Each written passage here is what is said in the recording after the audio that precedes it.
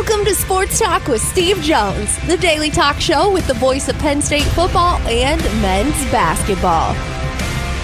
You never know what special guest may stop on by any given day. Now here's the man of the hour, Mr. Steve Jones. Great to have you with us on the show today. We start out with 49 good San Francisco seconds after the 49ers wasted money on Mike Evans and blew a lot of cash on Dre Greenlaw. I mean, like all this in an attempt to somehow break 500. That's right. Well, it's Colin Cowherd made the point, and I think it's a good one.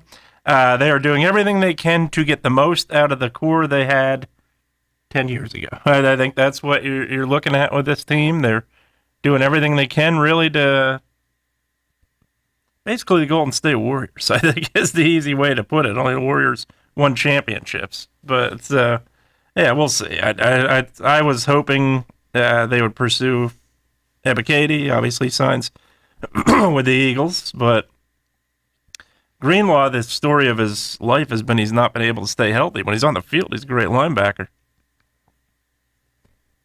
Ability is based on availability. Exactly, and he's not at availability. And Mike Evans, wide receiver Band-Aid. Yeah, it's you need veterans in the locker room. I've said that. Trent Williams wants out. Yeah, well, Trent Williams holds out every year. I think his play is he still one of the best tackles in football, if not the best? Yes, I think his play's declined a little bit. I think he commits a lot of penalties. That's exactly, and that's an indication his play's declining. Mm-hmm. He's losing a step. Yeah, he got beat a couple times in the playoffs. So yesterday, I always give Jack Ham a color-coded roster, okay? With duplicate numbers. Yeah.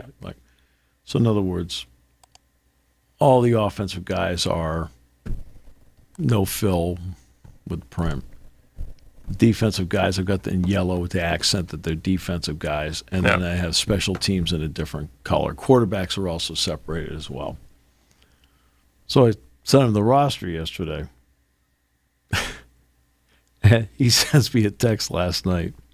Steve, I hate to tell you this, but I think you made a mistake and sent me some other team's roster. Because there's just so many new names. There's so many new names. Yeah, absolutely. Right? So, well, we got less than 2 weeks. It's 13 days to the start of camp.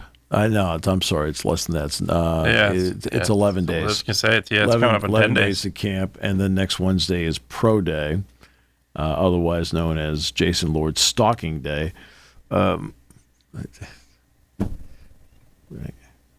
This is where you end up going around and then saying, I talked with, and then I asked them later, I said, did you talk with them? They go, no, my lawyer did. Got a cease and desist. It's like, sounds about like all the other ones. All right. We'll get to Miami of Ohio in a moment. But the Big 12, which is just a great basketball conference, tried an innovative LED glass court. And, Linda Bell's here. First, I know. Yes, I'm happy to see you too. I know. Yes, I know. You follow me around, don't you? I mean, that's Pat's dog. Pat's dog comes up to me all the time. I don't know. Right? There you go. Okay. They see he's over at Jason now. All right. Now, do you need to be let out? It's always love. This is like the live podcast. It is literally. This is live. This is what live on Fridays is. We'll find out if she wants to get out of here or not. So it's up to her. She can get in. Can get in, just can't get out. Can't get out. That's what happens when you're A, not big, and B, don't have thumbs. So they put out, I don't know if you saw it, but it's an LED glass court, and it's gray. which I think is just in watching the game. Hold on a second here, kid. You need to get out? All right. You need to get out. Come on. There you go, kid. There you go. Go on out. There you go. Go over and see Cindy. Okay. There we go. Okay. And to be honest with you, what I didn't like about it, and I don't know if you need a specific background to do what they were doing with it, but on TV, it's not, it's depressing to look at. Yeah, there's no doubt. It's like the gray field at Eastern Michigan. I mean, I'm not saying Eastern Michigan's on TV that often, but ESPN had advised Eastern Michigan to put a gray field in so they would be distinctive, like the blue field at Boise State, the red field at Eastern Washington, and so forth. Well, they do this, and I didn't like the look of it because there was nothing about it that was bright, inviting. How they talk about certain colors are inviting. That's not inviting. No. And it's on glass. All right, now I don't mind them doing something innovative. That's fine, right? But because it's glass, a couple of players have slipped on it. And, they have the ability on the court to show graphics in real time. But players started slipping on it and struggling for grip on the floor. That happened in the women's tournament as well. And Texas Tech's Christian Anderson, who's considered to be a first-round pick in the NBA, fell and injured himself in the second half in a loss on Thursday to Iowa State. He said, I think I kind of misstepped or did a movement that caused me to slip, and I kind of ended up in an unnatural position. And everybody knows it's different. So what the Big 12 is going to do is, for the semifinals tonight, they're going back to a wood court. Yeah, which I think is the right move. Now, let's start with this. I mean, slips happen on any court. I see it all the time. Absolutely. I mean, that's why you have the moppets that come out and take care of the court when anybody just falls down. Moisture can get on the court. I did a game in West Palm Beach. It was a tournament, and Penn State was playing GW. And the Miami Heat had played an exhibition game because it was early in the year, so the NBA was an exhibition season. The NBA played the Heat had played an exhibition game in the Bahamas, and they sent the court that we used in West Palm Beach over to the Bahamas. So they brought the court back. They put it back into the Palm Beach Civic Center there, and the court starts sweating. And they had to stop the game 3 or 4 times. I mean, I'm doing this game. They had stopped the game 3 or 4 times because they had to come out and do a complete wipe down of the floor because of all the humidity that had gathered up in it, and then bringing it back and putting it in that building where there's a temperature difference and a humidity difference, and the court started sweating. And this was 1991, so it was November of 91 this happened. It was crazy. So it's not like wood is a perfect example, but it's what it's what everybody's used to playing. I was going to say it's what you're used to, yeah. And I don't blame the Big 12 for trying this. I don't know if the color scheme that they used was something that they had to use so that the graphics stood out on the floor. I mean, it's like, for example, in TV, we talk about the green screen all the time. Well, you need the green screen. If you put blue up there, guess what happens? Yeah, absolutely. Okay. you start blending in with the screen. So that's why they use green screen. So maybe that color scheme that they were using was because they needed it for graphics or so forth. I don't know, but they're going to go back to a wood floor tonight. And Brett Yormark said, hey, look, he says, the focus needs to be in the 4 teams tonight. He said, not the floor. Okay. Yeah, and that's the issue that you have when you do something like this. That's where you're taking away from what should be the focus, and that he's exactly right. The focus is the teams, right, the players, and the tournament, not the right, floor, which you are putting the focus on right, completely. Yeah, and that's... Yeah, what I mean, for example, like there's a timeout, and the floor will say it's a timeout. Yeah. They have the Phillips 66 graphics in there, but when they put the timeout on there, those graphics disappear. Yeah. It's a modern approach to what you can do with a floor, but it's taken away from what matters the most. Again, can you fall on a wood floor? Yes. Of course. Can you slip on a wood floor? Yeah, yes. absolutely. But this one has been a little bit more of a struggle. Yeah. And you wonder how comfortable also the players are on it. But they made that move. Yeah, and you're doing it in a tournament game too. That's what makes it even worse, right, because you want to you experiment with this in an exhibition game or something where the game doesn't matter. That's fine. Right. Some people are fighting for their postseason tournament lives here, and you do something like that. I don't agree with that at all.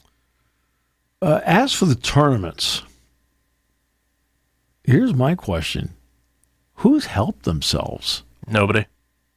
Nobody at all. Nobody has gone out and helped themselves. Some people have proven the quote narrative, I think, in a lot of ways. I mean, nobody's helped themselves at all. I mean, that's what gets me is like nobody's like making, quote, a run to help themselves. And then for those who are existing in the world of spots 62 through 68, the single worst case scenario happened yesterday early. UMass beat Miami of Ohio. Yeah. Well, Miami of Ohio was in the tournament. And I know there's a lot of, Dick Girardi and I were talking about, hey, it looks like Dayton. I've been seeing brackets where they're an 11 seed, but they're not in Dayton. They're just in the tournament. So they may not be Dayton bound. No. They may just be in. That means the MAC gets 2. I do not blame in any way, shape, or form a coach fighting for his team and the media when it comes time to talk about their tournament possibilities. So I don't blame Stephen Pearl at all for telling everybody that he feels after a loss to Tennessee that they're a tournament team. That's his job. His job is to fight for his kids, to fight for his program. I have no problem with that. They are up 10 yesterday on Tennessee. Now this has a chance to be a significant win for Auburn. Absolutely. And Tennessee runs off 20 unanswered points. Well, I'm sorry, on a neutral floor, that does not tell me you're a tournament team. You already have 16 losses with the one yesterday. Nobody has helped themselves in this scenario. No. And I'm not talking about automatic bids like Lehigh winning the Patriot. I'm not talking about that. I mean, those, it's a one-bid league. Whatever happens, happens. I'm talking about the people that Indiana plays Northwestern. Yeah. Lose it. I talked about this yesterday, the momentum principle. What did I say about the momentum principle? You feel really good about yourself. You play the next game. You're going to play, I'd say 7 times out of 10, you play really well in the next game. The other team is starting fresh. All right? They're not into the tournament feel yet, and Northwestern beat them. I also said what happens in Game 3. they lose. Yeah. Right? Well, last night they played Purdue. They lost because at that point you're out of gas. Sure. You got 3 games in 3 days. It's hard to do. It's not like I've never seen teams win 3 games in 3 days. I've seen it. I've obviously seen Penn State do it. They've been to the Big Ten championship game twice. Each time they had to win 3 games to get there. But nobody has helped themselves. And that's what has been interesting about this, where you're saying to yourself, hey, you can make life easier if you win this game tonight. Okay, Texas didn't win. So where does it stand now? Well, this is the Joe Lunardi bracket watch. Number 1 overall seed. They survived last night, Duke. And once again, Florida State's playing well. It's like they got a real shot. Duke goes on a run. Florida State, to its credit, gathers itself back and comes back. Duke misses a shot. What does the kid for Florida State do? It's a 1-point game. What does he do? Shoots a 3. Yeah. Yep. Drive the ball to the bucket. No offense. Okay? How many people actually know how to play the game? Does anybody know how to count? Okay, the 3-point shot's hero ball. Yeah. Drive the ball to the bucket. Now you get a wide open look you can't pass up. That's a little different. That wasn't a wide open look. If I got a wide open look, I can get to the basket. Yeah, you can get to the basket. Okay, yeah, I'm sorry, but that's my job. But, okay, and it's I get to the basket. I'm done. No, you're down absolutely 1. right. Though it's become down 1. Hero ball in a lot of ways. Duke, top overall seed. Last team in SMU. First team out is now Oklahoma. Mm. All right. So, not many teams have helped themselves. No. Iowa State's up to a 2. Illinois is down to a 3. But Illinois hasn't played yet, have they? I don't think they've played in the tournament yet. They played today in the quarterfinals. Yep. So here are the last 4 byes. Teams that should feel safe enough, according to Joe Lunardi. North Carolina State, Santa Clara, Central Florida, and Miami of Ohio. Last 4 in, VCU, Missouri, SMU, Texas. Really? Thought he had Oklahoma as the last team in. Oh, he's got the first team out. He's got SMU. Oklahoma's first team out. He's got SMU as the last team in. Yeah, he's got Texas. Maybe it's done. It can't be in alphabetical order. But he's got Texas there. Whatever. Yeah. First 4 out: Oklahoma, Auburn, Indiana, New Mexico. Again, Auburn did win a game, but it was Mississippi State. Game that you can ill afford to lose. They're up 10 yesterday. 20-point run by Tennessee. They lose. Indiana, Northwestern takes them out. I'll be honest with you. Indiana didn't look good. No. Okay. New Mexico. Okay. Then the 4 that are out are San Diego State, Stanford, Cincinnati, Seton Hall, though I think Seton Hall's still alive in the Big East. 10 SEC teams, 9 Big Tens, 8 ACCs, 8 Big 12s, 3 West Coast Conference. That's because of the Santa Clara situation. 3 Big East, 2 Atlantic 10s, 2 in Mid-American. But nobody is helping themselves. No. Right? In other words, like you look at, like he does up and down on charts, like teams that have helped themselves are in the tournament already. Like Miami. Well, they're already in to begin with. UCF has helped itself. Everybody else, like Iowa's gone up a seed line. They've been playing. Illinois hasn't been playing. They dropped a seed line. Okay, but they haven't been playing. But like nobody's helping themselves. And that's what's been interesting about this time. Where like these are playoff games for these teams. And they aren't winning them. See, that's the part that strikes me is the teams that it's a playoff game for them. Yeah. No, And show up. they aren't winning. Absolutely. So today starts out at 1 o'clock. Let me see here. Yeah, these are just the ranked teams. Oh, we should start with this. They're mostly just the ESPN games.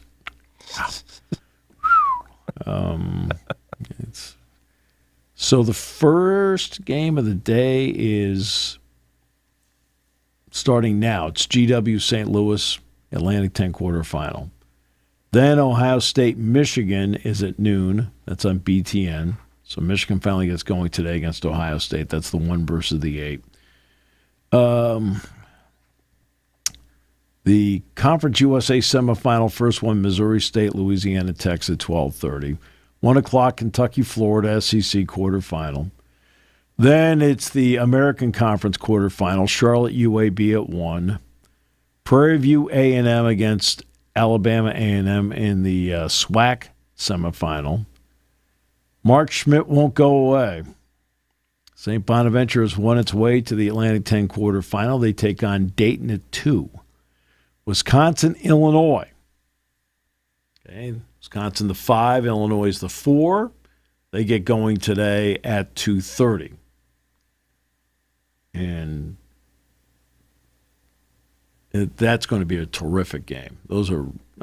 Wisconsin's playing really well. Illinois has a lot of talent. They should. It's an 8-figure roster.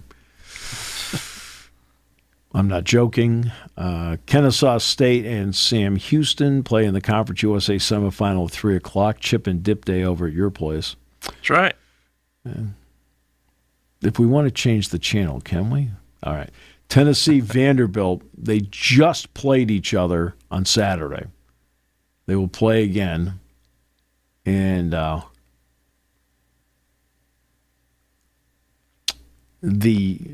at 3:30. North Texas and Tulsa, American Conference quarterfinal, 3:30. Well, UMass is playing again. They played Toledo in the MAC semifinal. That's at 5. See, here's the problem for it's not a problem because they're in the tournament. Yeah. But that was not just a loss. It was a quad 4 loss. It was quad 4, and they haven't had a quad 4 win, have they? They haven't had many. They did. Who? Miami of Ohio. Well, they've had a lot of quad 4 wins.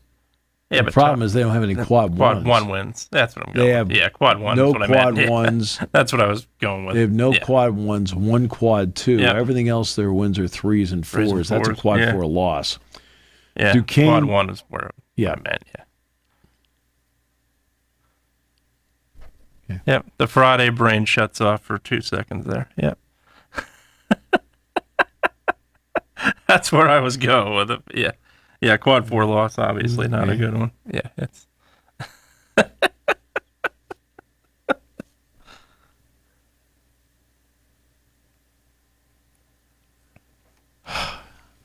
I asked you just for one person that knew what they were doing.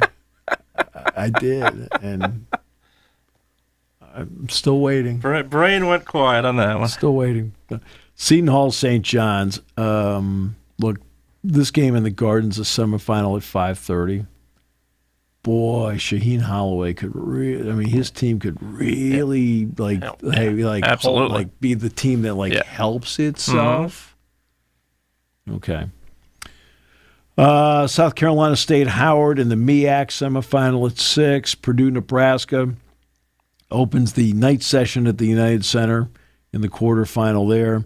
Iowa State, Arizona, Big 12 semifinal on a brand new court at 7 o'clock. Miami, Virginia. Now, let's give Lucas and Ryan Odom a lot of credit.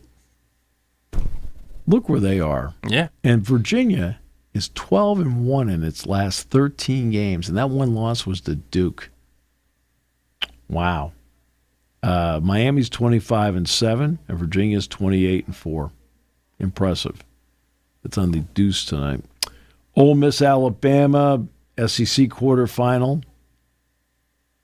at 7.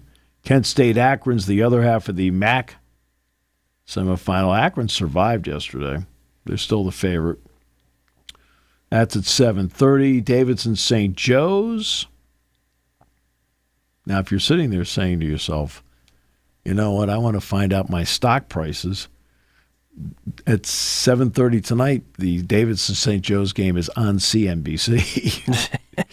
So you may be a little lean there. You might be in trouble. Georgetown, UConn. Believe it or not, that is on FS1 tonight. Really? Yeah, that's the other semifinal. That's FS1 tonight. Thought it would be on Fox. So did I. Yep, but it's Absolutely. not. I mean, it's come and gone, but UConn won the opener against Xavier. It's come and gone. Danny Hurley should not have coached that game. Nope. You should not have been agree. allowed to coach the game. And it's farcical that the Big East, like, well, we're not really sure. Like, come on. Jeez. It doesn't take a genius to look at it. Absolutely. Right? Unless you're kowtowing to somebody. Like, stop it. Delaware State and North Carolina Central play in the MEAC semifinal. UNC Central played here against Penn State in December. Florida A&M and Southern in the SWAC semifinal at 8:30. UCLA Michigan State at 9 tonight to cap the day at the United Center. UT Arlington, Utah Valley in the WAC semifinal. That's at 9. Cal Northridge, Cal Irvine, the Anteaters in the Big West semifinal at 9 o'clock. Clemson and Duke both survived by a point apiece yesterday. They play tonight, 9:30. Kansas and Houston play at 9:30 tonight. That should be a terrific Big 12 semifinal game. SEC semifinal at 9:30. Oklahoma, Arkansas. Oklahoma's just got to keep winning. They got to figure out a way to keep winning. Nevada, Utah State at 9:30. Mountain West that's the Mountain West Championship semifinal. That's semifinal. Utah Tech, Cal Baptist, WAC semifinal at 11:30. Fullerton against Hawaii, Big West semifinal at 11:30. New Mexico against San Diego State at 11:59. Not at midnight. It's at 11:59. Got to make sure you get the start before the end of the day. Got to be. Even though it won't start till after midnight. Crazy. Yeah, that's wow. All right. So that gets you up to date there. Penn State women's ice hockey team will play tomorrow. They will take on UConn, which beat Princeton last night at Pagula. Jeff Campersol's team is 17-1 at home this year, and they will drop the puck at 2 tomorrow for the right to go to the Frozen Four. And for Penn State, if they were to win, it would be their first ever women's ice hockey Frozen Four. And not only that, the Frozen Four is on their ice. Penn State is the host this year. So there you are. I asked Jeff last night about the reintegration of the three Olympians. Yeah. Because unlike the NHL, which shut down, hockey continued women's here. college ice hockey continued. So they played for a period of time without the three players, including Tessa Janicki in the lineup. Well, in that period of time, other people had to take on new roles and so forth. And keep in mind that for 3 weeks, whatever it was, the three left and were playing, for the most part, in subtly different systems and had different roles than what they have here at Penn State. Yeah. So they've been able to come back together, and it's not an automatic, like you just, all right, the band's all back together. It's been a little bit of an integration period to get everybody back on the same page, what your role happens to be, because some people did very well in their new roles when they were gone, because they were winning. What are they, 32-5 in the year, something like that. And it is a good problem to have because you're bringing talent back in that's outstanding, but all the talent has to be on the same page. Yeah. And once again, back to the original reference of 49ers football. That's right. Talent's got to be on the same page, stay healthy, stay on the floor, court, ice, whatever sport you're playing, either or. Got to stay healthy.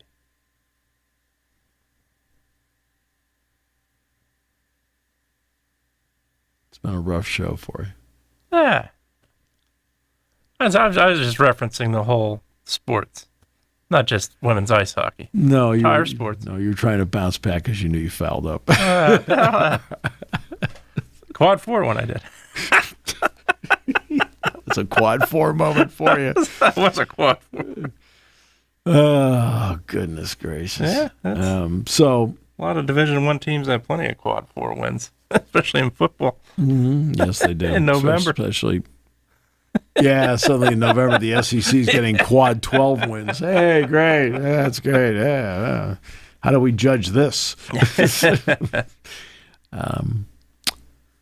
So there you are. We gave you the rundown of the games, but nobody's really helped themselves. No, not yet, at least. Now, it doesn't mean that Oklahoma can't help itself. Seton Hall. It doesn't mean that Seton Hall cannot help itself.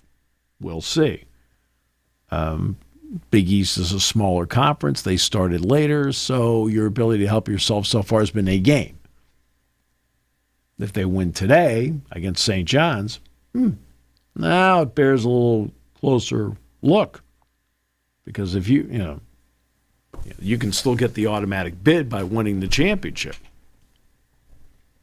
And I don't blame Stephen Pearl for fighting for his team, talking about all the quad 1, quad 2 wins. That's his job. He's fighting for his kids. I have no issue. Don't blame at all. I'm not going to sit there and be critical of a coach that fights for his team, his program, his players. Never. No. Not going to do that at all. So that's what we have heading to the weekend. Now, next weekend we'll be heavy on wrestling. And by the way, the women's ice hockey program plays UConn tomorrow for the right to go to their first ever Frozen Four. 2:00 they will drop the puck at Pagula. And let's see if they, see what they can do. They played so well. They have. They have played so well. And they did, look, they took a long, hard look at that game last night, but they already had scouted both teams to begin with.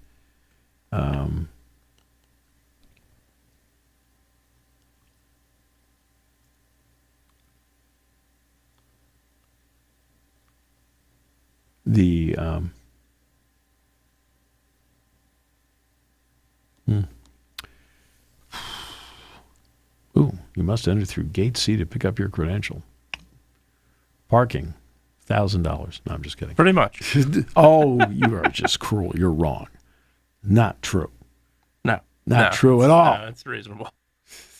No. Pay ahead of time. It's more reasonable. Prepaid is $5.50 at the Eisenhower deck. Yep. In the Orange H, Orange A, and Lot 83. And day of parking is $10 in the East deck. Yeah.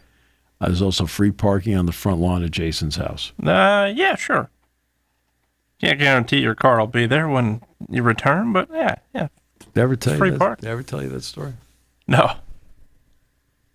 1977. On a lark, a friend of mine and I go to Fenway Park to see the Red Sox play the A's. Yep. And we go up in his car. Beautiful summer night. Yep. And because we're young at the time, we get the cheapest seats we can find, which means we're in the center field bleachers. He parks the car in the back bay fence area. Okay. With a whole bunch of other, finds a space, pulls in. Great. So, Red Sox win the game 16-4. Okay, this is great. We had a good time, the whole deal. We're walking back. We're going to drive back to Connecticut. And we get to the back bay fence, and guess what we don't see? His car. And now it's his car, so he's upset. Oh, yeah. And he screams out, "They stole my car."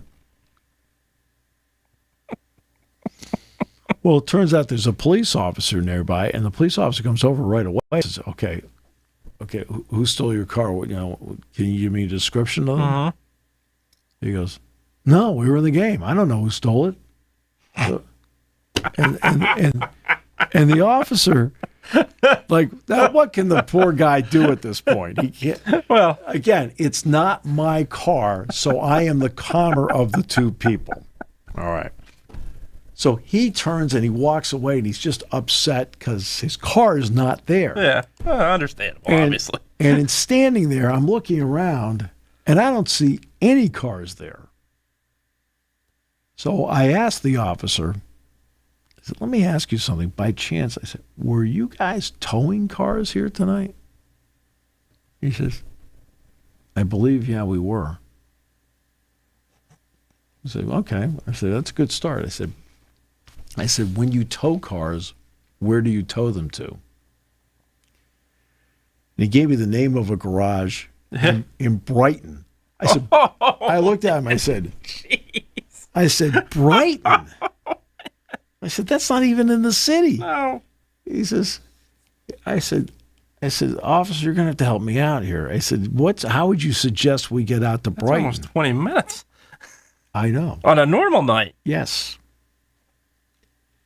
I said, well, how do you suggest we get out there? He says, hey, look, go down to Kenmore Square, go to Kenmore Station, take the bus out to Brighton. So, okay. So I said, hey, look, Brian, good news. I said, it sounds like they were towing cars tonight. He goes, really? I said, yeah. I said, but we've got to go down to Kenmore, and we have to catch a bus, and we have to go out to Brighton. So they gave us the name of the garage, and the name of the garage, ironically, is the Fenway Garage Yeah. in Brighton. So we get off at the first. I mentioned to the bus driver where we're going. He says, well, we can stop here. I said, fine. I said, and then when I got off the bus, he says, hey, you turn down this street, then make a turn. If you get to the Dunkin' Donuts, you've gone too far. So naturally, we're walking along, and I ordered some munchkins because we're at the Dunkin' Donuts. Yeah. we got to the Dunkin' Donuts. We went too far. And I get new directions, and it's not that far. We get there, and Brian goes running in. And he says, where's my car? Because we're out in the lot. There's no cars. Where's my car? The guy says, what's your car? And he gives him a description of the car. No, we don't have that here.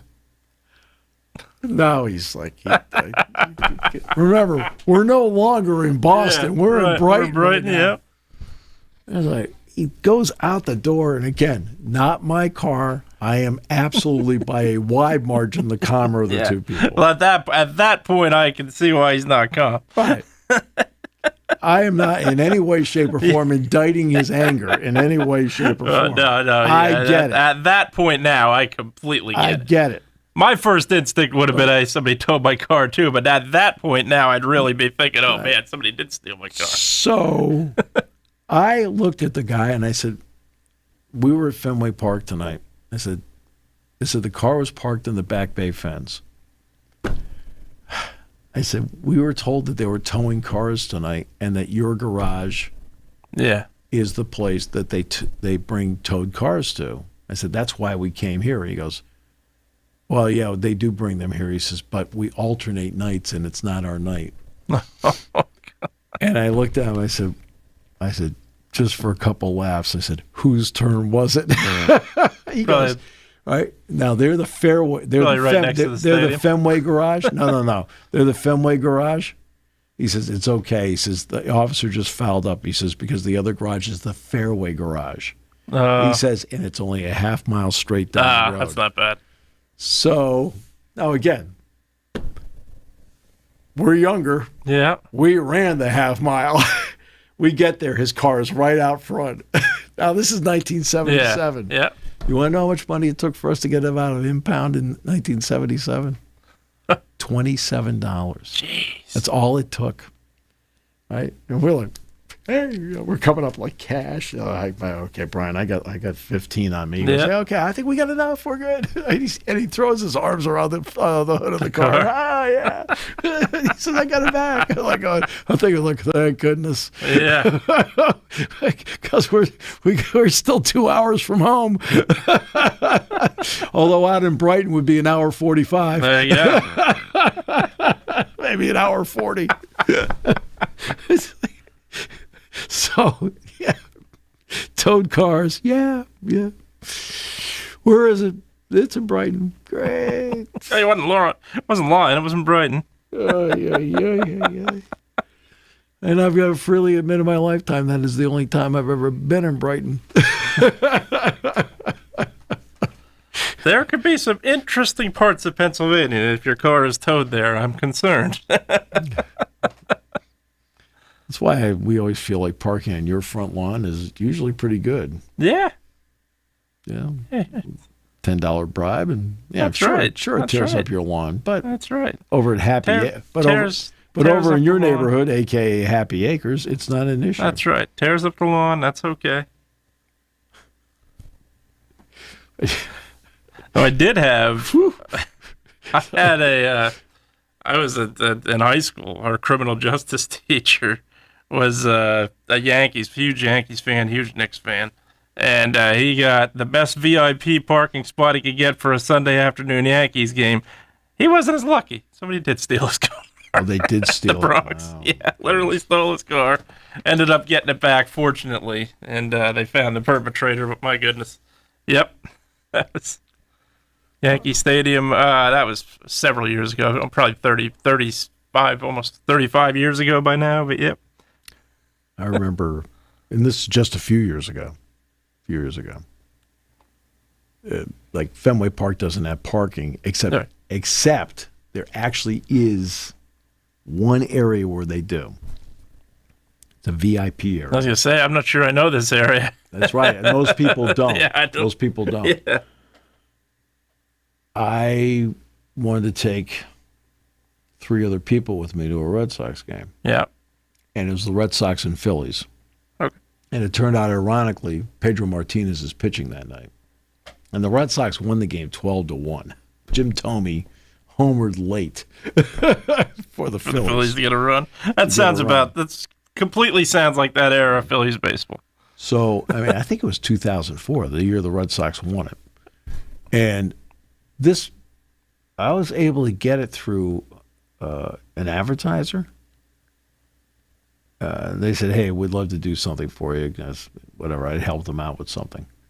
And I'm talking about this is like this was a national. This was not a local group, because I was announcing for Penn State football and basketball back then, and I got everything, including a parking pass. I said, "Parking pass." Thinking parking pass to what? The Exxon station across the street from Fenway, Citgo, Exxon, so like, because that's Fenway Park. Normally I park at the Prudential Center and I walk. It's about a mile. It's no big deal. Yeah, most people same thing. Right, Yep. it's a flat fee. You go in, you pay, you're in the garage, you're done. It's easy. Right? Like, it turns out there's a parking lot underneath the center field seats at Fenway Park. I did not know that. I give the guy. I go in, like everybody's like, "This is great." The 3 guys I'm with are like, "This is the greatest thing going." One of them was my brother. "This is great." Right? So the seats I had, and I've had these seats before, in the club right above home plate. Right? It's been called the EMC Club. It's been called the 409. The 406 Club. The 406 Club for Ted Williams. Yeah. All right. So we're up there. And my brother's a huge Yankees fan, really huge Yankees fan. So we go in there, and Tom Werner is one of the owners of the Red Sox. Well, what TV show was Tom Werner the producer of? Cheers. Cheers. Yep. Cheers. The actual bar that was used on the set of Cheers is up in the 406 Club. That's awesome. So, there's a buffet up there. Now you had to pay for the buffet, which is, what the heck do I care? Yeah. All right. So we're having the buffet, and I said to my brother, I said, "Hey, Kev," I said, "Check that out." I told him about the bar. He goes, "Really?" I said, "That's Norm's chair right there." That's awesome. So he goes over and sits in Norm's chair. I would have done the same thing. Right. And he looks at me. He says, "You want to know what? I really, really hate the Red Sox. But this is really cool." That would be awesome. That would be absolutely be awesome. I said, Yeah, there's no doubt. I was like, all right. I felt like I did something good for my brother. It was great. Yeah, that's awesome. So, parking. Yeah, I never knew. Man, I never knew. No. I sat there and went, I've been going to games. That's news to me. I've been going to games at Fenway Park literally since I was 5 years old. Yeah. So the first Red Sox game I went to was 1963. Now you got people adding up 1963. How old is he? God, I'm 68. Right? I don't have any problem telling anybody how old I am. All right. And so I've been going there since I was 5 years old. Who knows how many games I've gone to at Fenway? And didn't know there was, Right? And they're going, "There's a parking lot." Yeah, I never knew. Because the players park on the street. Yeah. Right? The players' lot, they've closed off. Is it Van Ness Street? I think it's Van Ness Street. They closed off Van Ness, and that's where the players get to park. Mm-hmm. Right? So if fans want autographs, that's where they hang out. Yeah. Right. So, yeah. It's parking. Man. It's always the most problematic thing for everybody in every single sport. Where do I park? Yeah. Oof, man. Well, Penn State Pitt second time around, the monsoon game, the 51-6 game. Yeah. We had a guy was spotting for a national network.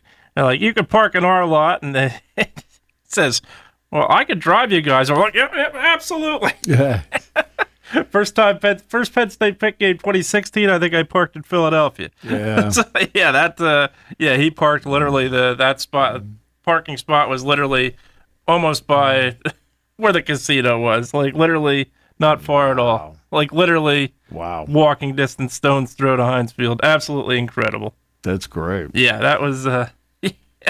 I mean, look, for everybody, that's always an issue. The parking. Oh, there's no doubt. Yeah, especially in this. Yeah, at Pittsburgh as well. No question about it. So we've gone through.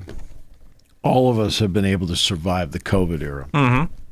During the COVID era for football, Jack Ham and I did every game in person. Yeah.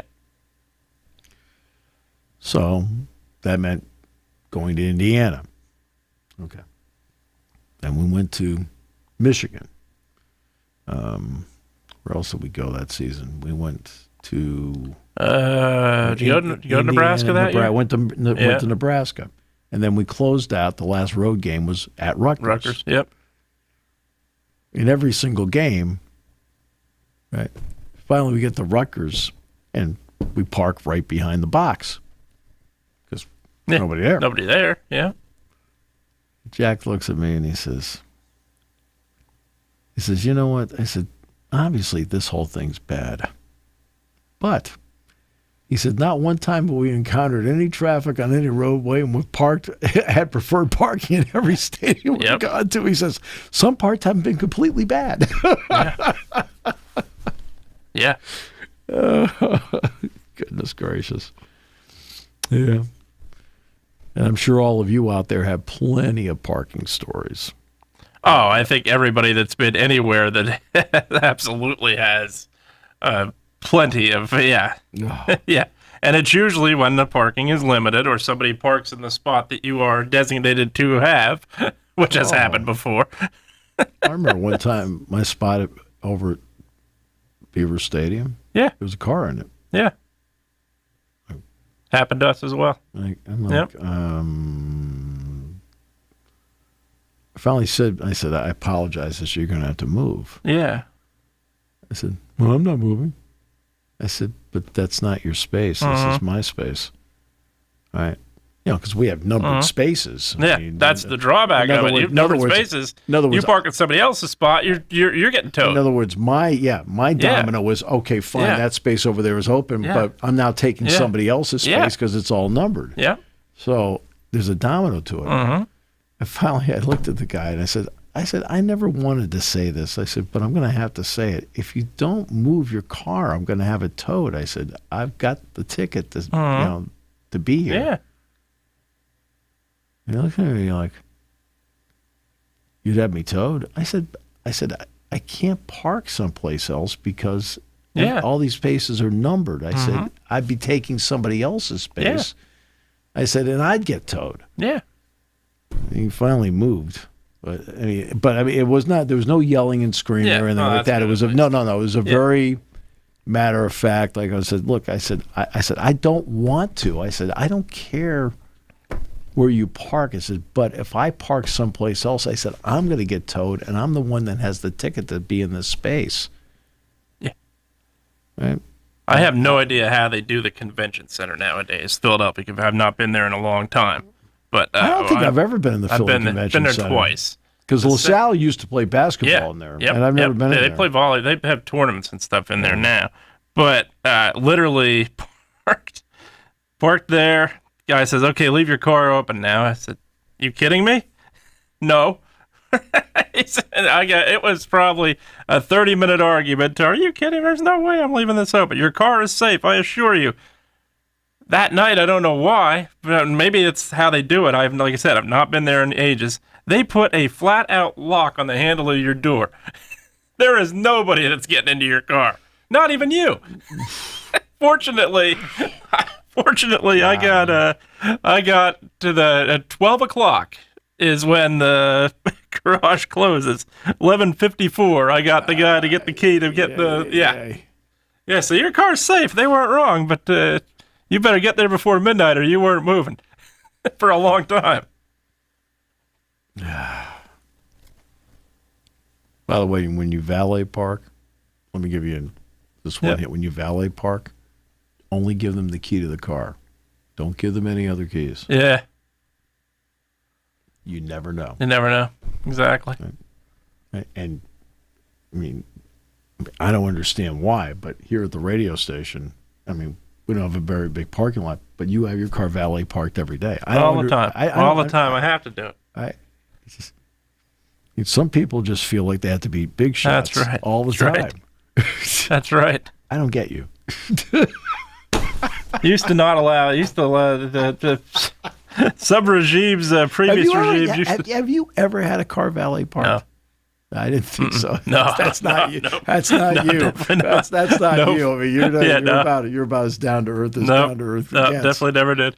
Yeah, I mean, I've had to because of a hotel. Yeah, that's a hotel. I think we might have had to, but I wasn't driving. So in my car personally, no. Because at a hotel, I've had to. They have to. Yep. Like let's take the Pinstripe Bowl. Jack and I drove over from here. Yep. To New York because the team left on Monday that week, so we couldn't go with them. Yeah. So we drove. Well, I parked at the hotel, and I had to have it valet parked. There's a lot of places in New York you get valeted. I think no matter what, it's what. Yeah, that's. I still haven't. Yeah, my car personally, I haven't. Wow. Yeah. Well, that wraps up this week. We'll have the NCAA tournament selection on Sunday, and we'll see how this was able to weed itself out. I remember your bracket last year. You had two teams in the Final Four that weren't in the tournament. That's right. I don't know where you got them from. I don't know how you advanced them. I wanted to be different, and I just and I got to give you credit. Yeah, well, it sure was. You achieved another goal.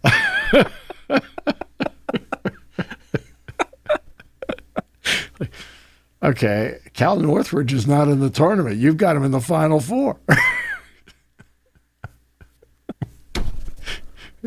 He picks his teams by jersey colors. That's right. It's like going to the racetrack. I like those silks. Okay, it's 400-1. Its name is Alpo's Dream. What the? What are we doing here?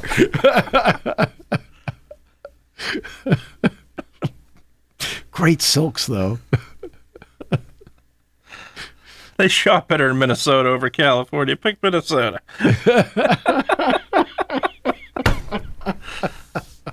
There you go. All right. I hope everybody had a good week this week and have a great, happy, safe weekend. We'll see you Monday.